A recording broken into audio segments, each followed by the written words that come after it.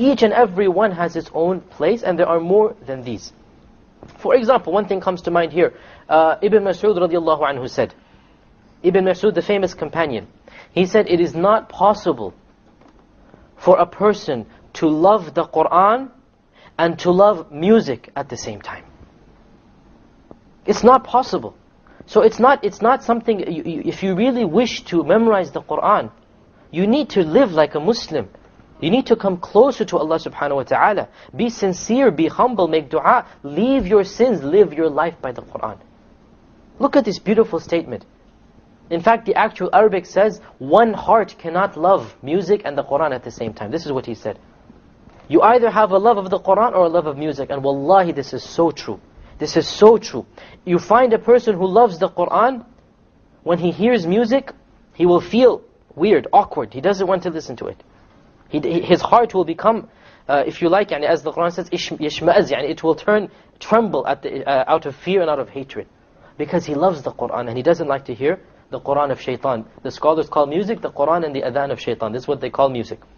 On the other hand, a person who loves music, he will never listen to the Qur'an as a person who loves the Qur'an does. Music will affect him more than the Qur'an will, because he has a love for it. Until he gives up that sin and lives his life by the Qur'an, this will be a barrier for him to memorize the Qur'an. So these are spiritual preconditions if you wish to memorize the Qur'an. And there are more than these obviously, but in my opinion these are the main and primary ones. Easy for you. Yet another precondition is to leave your sins. Believe it or not, sins affect your memory. Sins affect your memory, especially when dealing with Islamic sciences.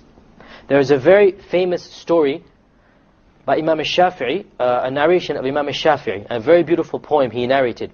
He said, شَكَوْتُ إِلَى وَكِيعٍ سُوءَ حِفْظِي. I complained to Waki'. Waki' was his sheikh, was his teacher. When Shafi'i was a young person, was a teenager, he said, I complained to Waki' how weak my memory was. فَأَرْشَدَنِي إِلَى تَرْكِ الْمَعَاصِي. He advised me to leave my sins.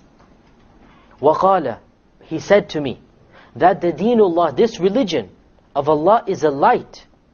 وَأَنَّ لِنُورِ اللَّهِ أَنْ يُعْطَى لِعَاصِي. And how can the light of Allah be given to a sinner? How beautiful is this poem and how powerful it is. I complained to Waki', I complained to my sheikh about the weakness of my memory.